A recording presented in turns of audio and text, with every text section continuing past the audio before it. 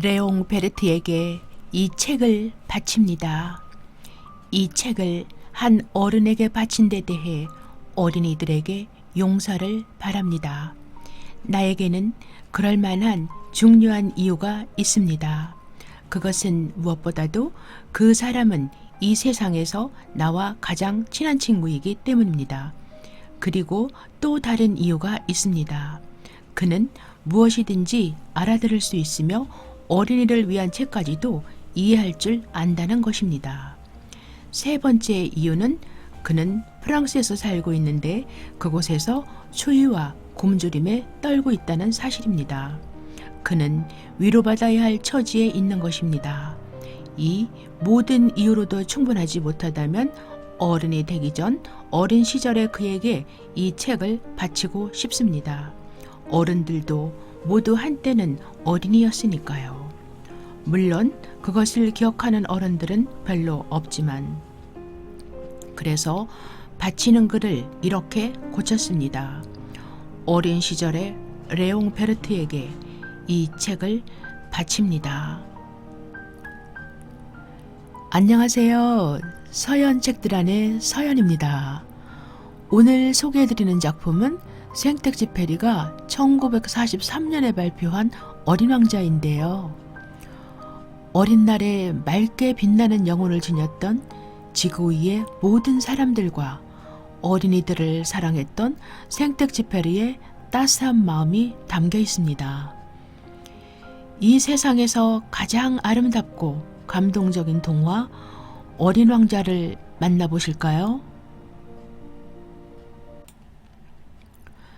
안녕하세요. 어린 왕자가 인사했다. 안녕. 철도 신호수가 말했다. 여기서 무엇을 하고 있는 거지요? 어린 왕자가 물었다. 나는 기차에 손님을 1000명씩 태우고 있지. 그리고 손님들을 태운 기차를 오른쪽으로 보내기도 하고 때로는 왼쪽으로 보내기도 한단다. 그때 불이 환하게 켜진 급행열차가 천둥치는 것처럼 요란한 소리를 내며 조종실을 마구 흔들었다. 모두 바쁜 사람처럼 보여요. 저 사람들은 무엇을 찾으러 가나요? 어린 왕자가 신호수에게 물었다. 나도 그들 자신도 그걸 모른단다. 그러자 이번에는 반대 방향에서 불을 환하게 켠 두 번째 급행열차가 오르렁거리며 지나갔다. 조금 전에 떠났던 사람들이 벌써 돌아오는 건가요? 어린 왕자가 물었다. 그 사람들이 아니라 두 대의 기차가 서로 자리를 바꾸는 거지. 자기들이 있던 곳이 마음에 안 들었나 봐요? 누구든 자기가 있는 곳에 만족하는 사람은 없단다. 신호수가 모든 것을 다 아는 사람처럼 말했다. 세 번째 급행열차가 요란한 소리를 내며 지나갔다. 저 사람들은 첫 번째 급행열차의 손님들을 쫓아가는 걸까요? 누구를 쫓아가고 있는 게 아니야. 그들은 차 안에서 졸고 있거나 아니면 하품을 하고 있겠지. 그리고 아이들만이 유리창에다 코를 비벼대며 밖을 내다보고 있을 거야. 아이들만이 자신이 무엇을 찾고 있는지 알고 있어요. 많은 시간 동안 헝겊 인형을 가지고 논 아이들만이 그 인형을 소중하게 생각하지요. 만일 누가 그 인형을 빼앗아 버린다면 아이들은 모든 것을 다 빼앗긴 듯이 울어버릴 거예요. 어린 왕자는 여우가 가르쳐 주었던 것들을 떠올리며 말했다. 그 아이들이 바로 행복한 사람들이지. 신호수는 담담하게 말했다. 안녕. 어린 왕자가 먼저 말했다. 안녕. 이번에는 상인이 대답했다. 그 상인은 갈증을 없애주는 알약을 파는 사람이었다. 그 알약을 일주일에 하나씩 먹으면 갈증을 느끼지 않는다는 것이었다. 아저씨는 왜 그 약을 팔아요? 어린 왕자가 상인에게 다가가 물었다.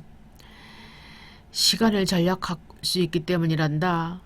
전문가들의 계산에 의하면 일주일에 53분이나 전략된다는구나. 그럼 그 53분으로 무엇을 하나요? 어린 왕자는 이유를 모르겠다는 표정으로 상인에게 다시 물었다. 하고 싶은 일을 하지. 상인이 대답했다. 만일 나에게 53분의 여유가 있다면 샘을 향해 천천히 걸어갈 텐데. 어린 왕자는 생각했다. 비행기가 어딘지 모르는 사막 한가운데서 고장난 지 8회째 되는 날이었다. 마지막 남은 물을 마시면서 알약을 파는 상인의 이야기까지 들은 나는 어린 왕자에게 이렇게 말했다. 참 아름답고 재미있는 이야기로구나. 하지만 나는 아직 고장난 비행기를 고치지 못했고 마실 물조차 한 방울도 남아있지 않단다. 샘이 있는 대로 천천히 걸어갈 수 있다면 좋겠다. 하지만 내 친구 여우가...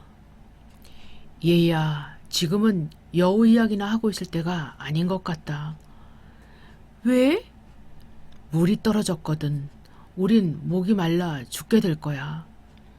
그러나 어린 왕자는 내 말을 알아듣지 못하고 이렇게 말했다. 죽게 되더라도 친구가 있다는 건 좋은 일이야. 난 여우를 친구로 갖게 되어서 얼마나 기쁜지 몰라. 천진난만한 어린 왕자의 표정을 보면서 나는 이런 생각이 들었다. 이 애는 지금 상황이 얼마나 위급한지 모르는구나. 먹을 것, 입을 것이 하나도 없어도 햇빛만 조금 있으면 그만이니까. 그러나 어린 왕자는 나를 보더니 내 생각을 알고 있다는 듯이 말했다. 나도 목이 말라.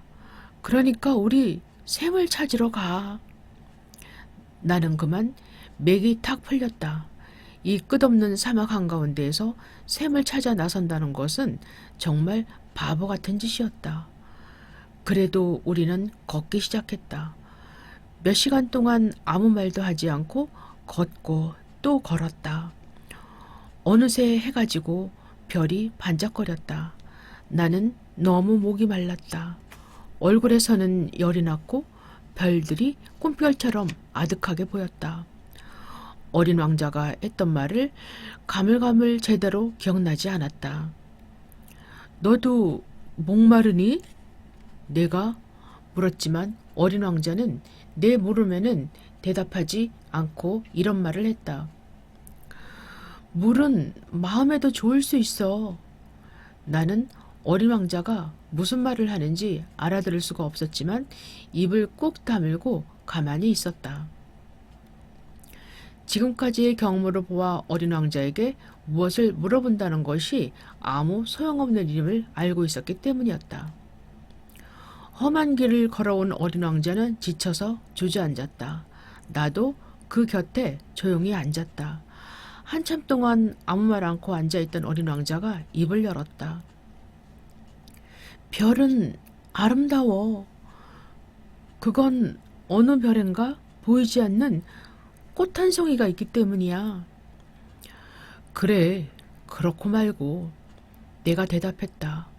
그러고 나서 나는 달빛 아래 펼쳐진 주름진 모래 언덕만 멍하니 바라보았다. 사막은 아름다워. 어린 왕자는 이렇게 덧붙여 말했다. 그건 정말이었다. 나는 사막을 좋아했다. 모래 언덕 위에 앉아 있으면 아무것도 보이지 않고 아무 소리도 들리지 않았다. 나만의 시간과 공간이었다. 그 고요한 시간이 나는 너무나 좋았다.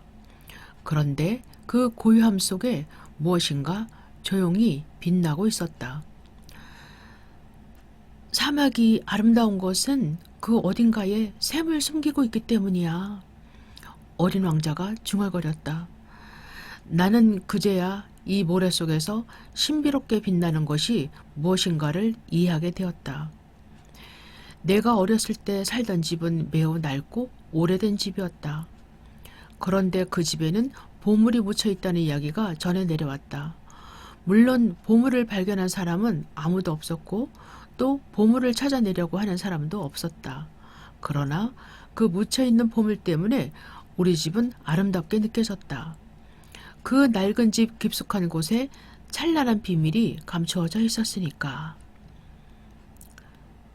그래, 집이든 별이든 사막이든 그것들을 아름답게 하는 것은 감춰져 있어. 눈에 보이지 않는 거란다. 내가 중얼거리는 소리를 듣고 어린 왕자가 말했다. 아저씨가 내 친구 여우하고 같은 생각을 있어서 기뻐. 어린 왕자는 스르르 눈을 감더니 잠이 들었다. 잠든 얼굴이 무척 천진해 보였다. 나는 잠이 든 어린 왕자를 안고 다시 길을 걷기 시작했다. 가슴이 찡해왔다. 그것은 마치 깨지기 쉬운 보물을 안고 가는 듯한 느낌이었다. 이 세상 어디에도 이보다 더 소중한 것은 없을 것 같았다. 달빛에 비치는 어린 왕자의 하얀 이마, 감긴 눈, 바람에 나부끼는 머리카락을 보면서 나는 생각에 잠겼다. 내가 지금 보고 있는 것은 오직 껍데기에 불과해. 가장 중요한 것은 눈에 보이지 않는다. 나는 나도 모르게 어린 왕자가 하던 말을 그대로 따라하고 있었다. 어린 왕자의 반쯤 벌어진 입가에 미소가 번지는 것을 보며 나는 또다시 생각에 잠겼다. 잠든 어린 왕자가 이렇게 깊게 내 마음을 감동시키는 것은 꽃 한 송이에 대한 그의 성실함 때문이야. 어린 왕자가 잠들어 있는 순간에도 그의 꽃 한 송이는 등불처럼 빛을 내며 그의 마음 안에 살아있는 거야. 나는 어린 왕자가 더욱 가엾게 느껴졌다. 어떻게든 어린 왕자를 지켜주고 싶었다. 그의 마음속에 있는 등불이 한 줄기 바람에 꺼질지도 모르기에 가려주고 싶었다. 그렇게 한없이 걸어가다가 해가 뜰 무렵 나는 마침내 우물을 발견했다. 사람들은 어디로 가야 할지 무엇을 해야 할지도 모르면서 그저 급행열차처럼 타려고만 해. 그래서 정작 기차를 타고 나서는 불안해하면서 갈팡질팡하고 빙빙 제자리만 돌게 되는 거야. 어린 왕자는 이렇게 말하고는 가만히 있더니 잠시 후에 다시 말을 이었다. 그건 아무 소용없는 짓인데도 말이야. 우리가 찾아낸 우물은 사하라 사막에 있는 다른 우물들하고는 달랐다. 사하라 사막에 있는 다른 우물들은 그저 모래에 구멍을 파놓은 것뿐이었다. 그런데 우리가 발견한 우물은 사람이 사는 마을에 있는 우물과 같았다. 사막 한가운데에 마을 같은 곳은 없었으므로 나는 마치 꿈을 꾸고 있는 것만 같았다. 이상하군. 사막 한가운데에 도르래와 두레박, 밧줄까지 갖춰져 있는 우물이 있다니. 어린 왕자는 내 말을 들으며 빙그레 웃고는 두레박 밧줄을 잡고 도르래를 돌려보았다. 오랫동안 움직이지 않고 있던 낡은 풍차가 돌아갈 때처럼 삐걱거리면서 도르래가 움직였다. 아저씨, 들어봐. 우리가 이 우물을 깨우니까 우물이 노래를 하고 있어. 나는 어린 왕자에게 밧줄을 움직이는 따위의 힘든 일을 시키고 싶지 않았다. 내가 할게. 너에게는 너무 힘든 일이야. 나는 천천히 도레박을 끌어올려 우물 귀틀 위에다 떨어지지 않게 잘 올려놓았다. 하지만 그런 뒤에도 내 귓가에는 도르래의 노랫소리가 들려왔고 출렁거리는 물속에서 반짝이는 햇살이 보였다. 난 그 물이 마시고 싶었어. 물 좀 줘. 어린 왕자가 말했을 때 그제야 비로소 나는 그가 무엇을 찾고 있었는지 알았다. 나는 두레박을 들어 어린 왕자의 입술에 대주었다. 어린 왕자는 눈을 감고 물을 마셨다. 그 물은 보통 물하고는 달랐다. 별빛 아래를 어린 왕자와 내가 지치도록 걸어서 어렵게 찾아낸 것이었고 도르래의 노래에 맞추어 내가 두 팔로 직접 길어 얻은 것이었다. 그것은 사람들을 기쁘게 하는 선물 같은 것이었다. 그것은 마치 내가 어렸을 때 크리스마스 트리에 불빛이 켜져 있고 자정 미사 음악이 은은하게 들려오고 사람들은 서로 미소 짓는 얼굴로 바라보고 있는 가운데 내가 받았던 크리스마스 선물의 신비로움 같은 것이었다. 지구에 사는 사람들은 한 정원에서 5천 송이나 되는 장미꽃을 키우고 있지만 거기에서 정말 자신들이 원하는 것은 찾아내지 못하고 있어. 어린 왕자가 말했다. 그래, 맞아. 사람들은 찾지 못하지. 그들이 찾고 있는 것을 단 한 송이 장미꽃에서도 한 모금의 물에서도 찾아낼 수 있는데도 말이야.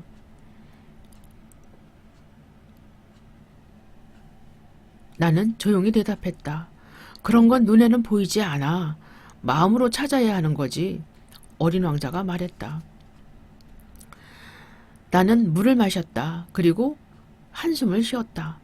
새벽녘 사막의 모래는 떠오르는 아침 햇살을 받아 맑고 투명한 노란빛이었다.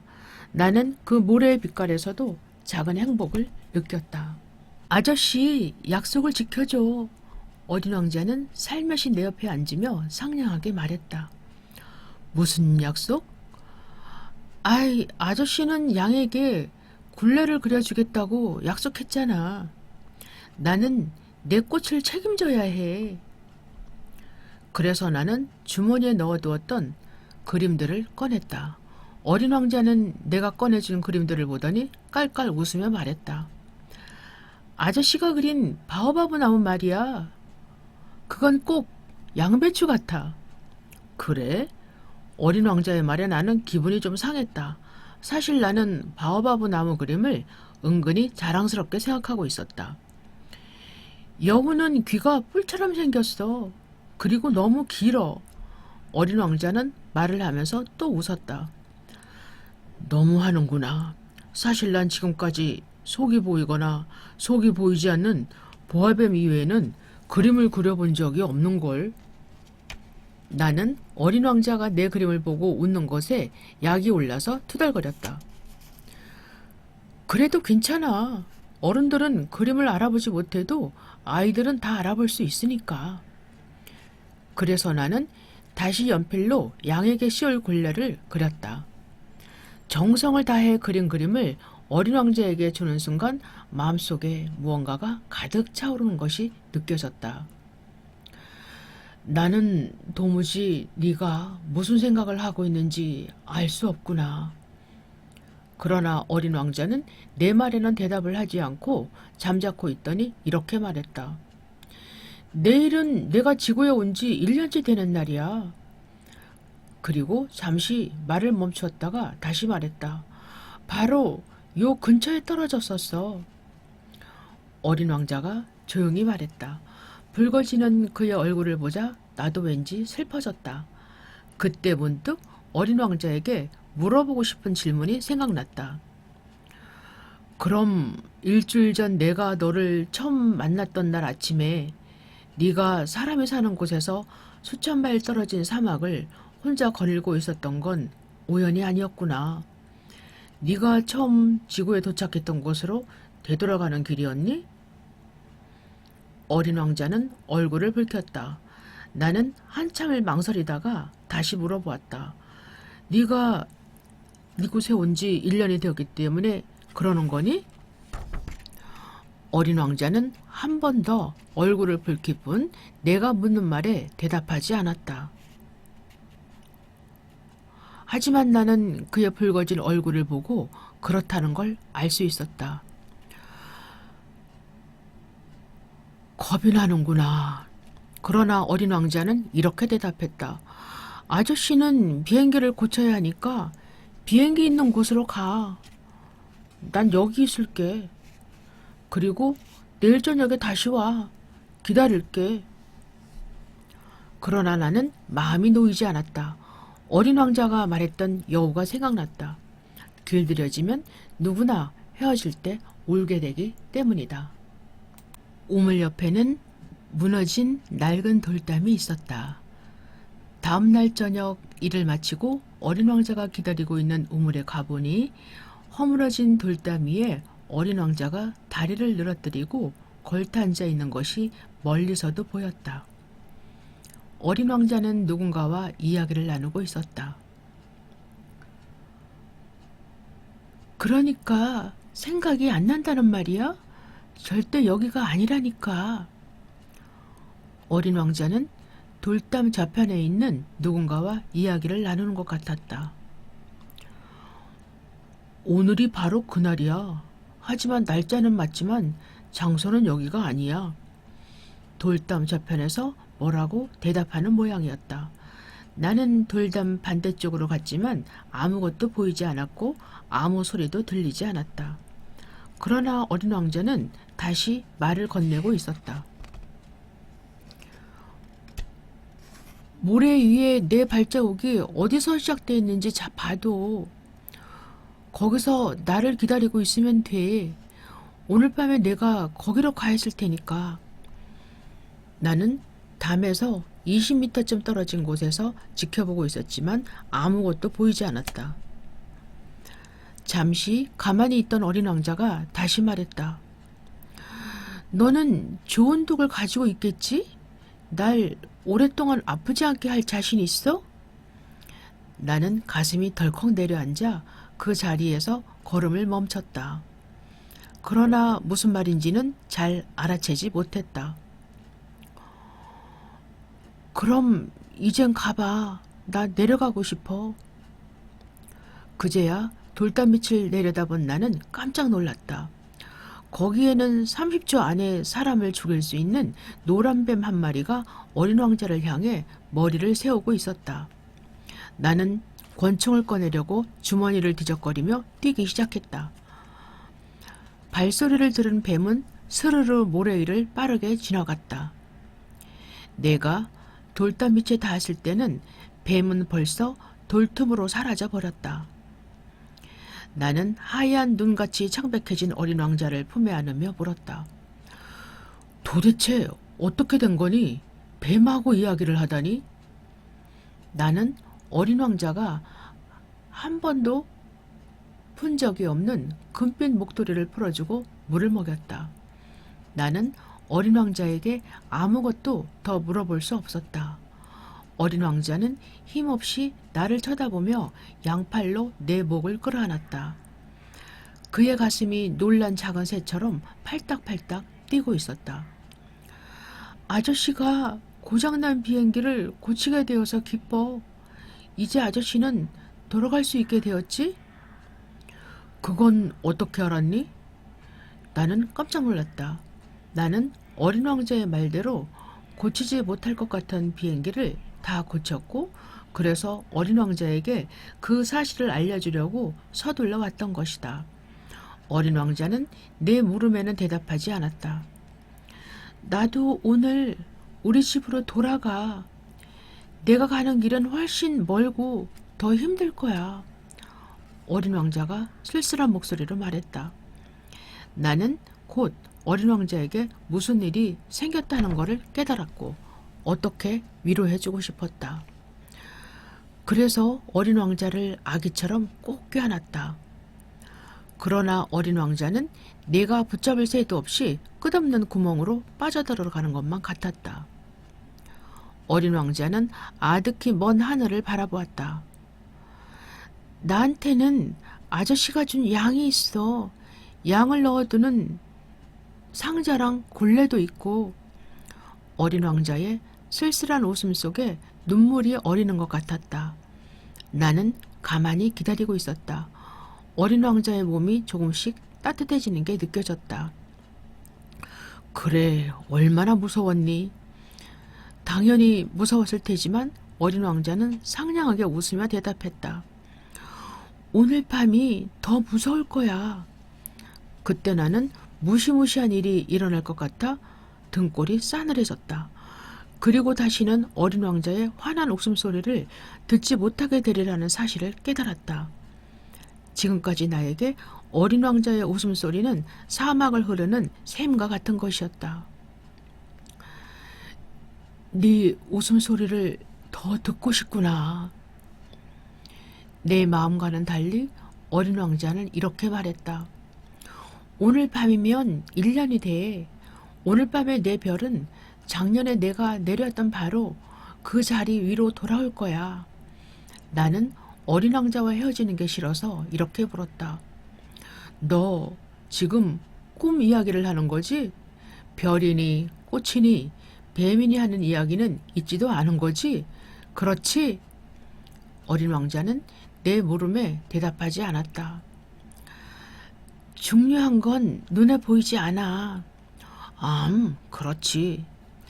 꽃도 마찬가지야. 아저씨가 어느 별에 있는 꽃을 좋아하면 밤에 하늘을 쳐다보는 게 참 행복할 거야. 어느 별이나 다 꽃이 피어 있으니까. 그렇겠지. 그리고 물도 마찬가지야. 아저씨가 내게 먹여주었던 물은 음악 같았어. 도르래하고 밧줄 때문에 말이야. 아저씨도 생각나지? 그 물맛이 얼마나 시원하고 달콤했는지. 그래, 생각나. 나는 그때를 생각하며 하늘을 올려다보았다. 아저씨, 밤이 되면 별을 바라봐. 나의 별은 너무 작아서 어디에 있는지 아저씨에게 가르쳐 줄 수가 없지만 그게 더 나을 거야. 아저씨는 많은 별들 중에서 어느 한 별이 내가 살고 있는 별이라고 생각할 테니까 말이야. 그러면 아저씨는 별을 바라보는 것을 좋아하게 될 거고, 그러면 별들은 모두 아저씨의 친구가 되는 거지. 그리고 내가 아저씨한테 선물을 하나 줄게. 어린 왕자는 그렇게 말하고는 환하게 웃었다. 아, 얘야, 내가 너의 그 환한 웃음을 얼마나 좋아하는지 아니? 맞았어. 그게 바로 내가 주는 선물이야. 이건 우리가 마셨던 물과 같은 거지. 무슨 뜻이지? 나는 어린 왕자의 말뜻을 얼른 알아듣지 못해 다시 물었다. 사람에 따라서 별이 갖는 의미도 달라. 여행하는 사람들에게는 별이 길잡이가 되지만 어떤 사람들에겐 그저 하늘에서 반짝이는 조그만 빛일 뿐이기도 해. 학자들에게 별이 연구의 대상으로 보일 테고 내가 말했던 사업가에겐 금처럼 보이기도 하겠지. 그렇지만 별들은 아무 말도 안 해. 아저씨는 다른 사람들이 알고 있는 그런 별들을 갖게 되진 않을 거야. 다른 사람들이 별들을 보는 것과는 다른 의미로 별들을 보게 될 테니까. 어린 왕자는 점점 어려운 말만 했다. 나는 답답해서 견딜 수가 없었다. 그게 무슨 말이니? 내가 저 많은 별 중 하나에서 살고 있을 테고 그 별들 중 하나에서 웃고 있을 테니까. 아저씨가 밤에 하늘을 쳐다보게 되면 모든 별이 아저씨에게 웃어주는 걸로 보일 거야. 그러니까 아저씨는 웃음을 나눌 수 있는 혼자만의 별을 갖게 되는 거지. 어린 왕자는 또 환하게 웃었다.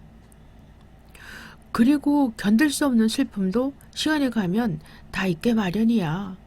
아저씨가 슬픔을 잊어버리면 그때는 나를 알게 되었다는 것을 기쁘게 생각할 거야.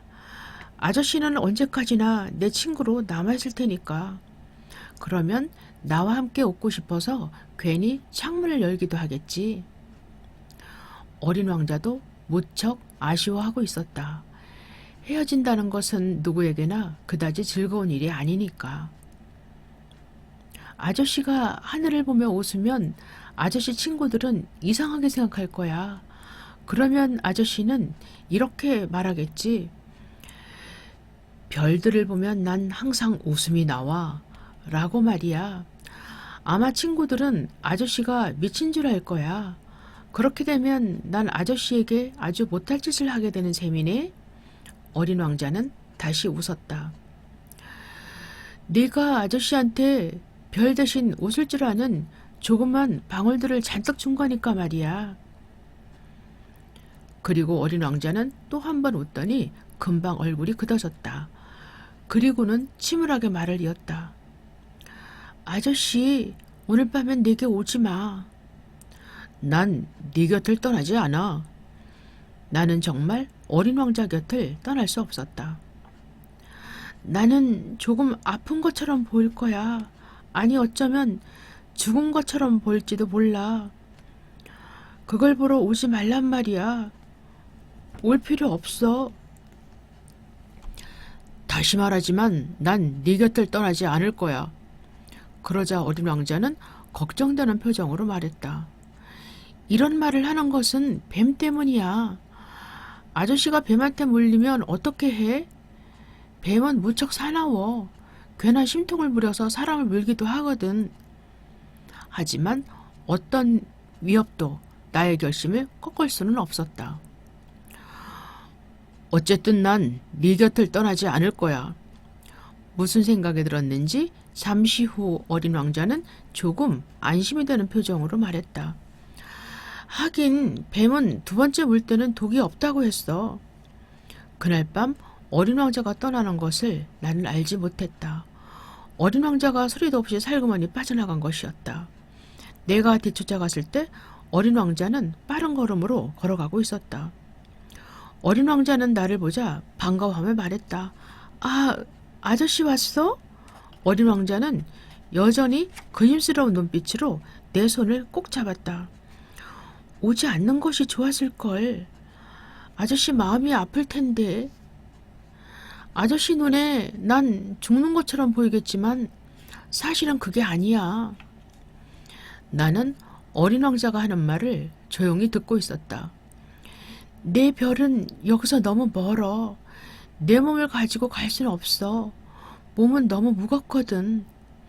그래서 내 몸을 버리려고 해. 아저씨에게는 내가 죽는 것처럼 보일지도 몰라. 나는 아무 말도 하지 않았다. 몸은 껍데기에 지나지 않아. 그러니까 껍데기를 버린다고 해서 슬플 건 없어. 어린 왕자가 말했다. 어린 왕자는 힘없이 주저앉았다가 다시 일어섰다. 아, 아저씨, 이건 얼마나 멋진 일일까? 내가 별들을 쳐다보고 있으면 모든 별이 녹슨 도르래가 달린 우물이 되어 내게 물을 먹여주겠지. 나는 어린 왕자의 말을 가만히 듣기만 했다. 그거 참 재밌겠다. 아저씨는 5억 개나 되는 웃음방울을 가지고 있고 난 5억 개나 되는 우물을 가지고 있는 거잖아. 여기까지 말하고 어린 왕자는 입을 다물었다. 눈물을 떨어뜨리고 울고 있었던 것이다. 어린 왕자가 말했다. 나 혼자서 한 발짝만 내딛게 해줘. 하지만 어린 왕자는 겁이 나는지 주저앉았다. 아저씨, 내 꽃 말이야. 난 내 꽃한테 책임이 있어. 꽃은 너무나 약하고 너무나 순진해. 신통찮은 가시 4개로 세상으로부터 자기를 보호할 수 있다고 생각하고 있으니까 그 꽃을 지켜줘야 하는데 나도 더 이상 서 있을 수가 없었다. 그냥 그 자리에 주저앉았다. 자, 이게 다야. 이젠 더 이상 말할 게 없어. 어서 가. 어린 왕자는 잠시 망설이다가 몸을 일으켜 세웠다. 그러고는 한 발짝 앞으로 걸어갔다.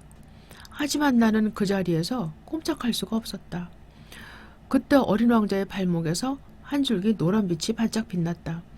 어린 왕자는 잠시 꼼짝하지 않고 그대로 서 있었다.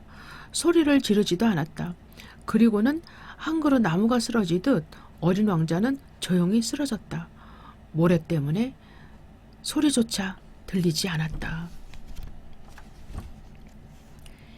이 이야기는 지금으로부터 6년 전의 일이다. 나는 아직 아무에게도 어린 왕자에 대한 이야기를 한 적이 없다. 내 친구들은 내가 살아 돌아온 것을 기뻐했지만 나는 슬픔에 젖어 있었다. 그리고 그때마다 나는 너무 피곤해서 하며 핑계를 대곤 했다.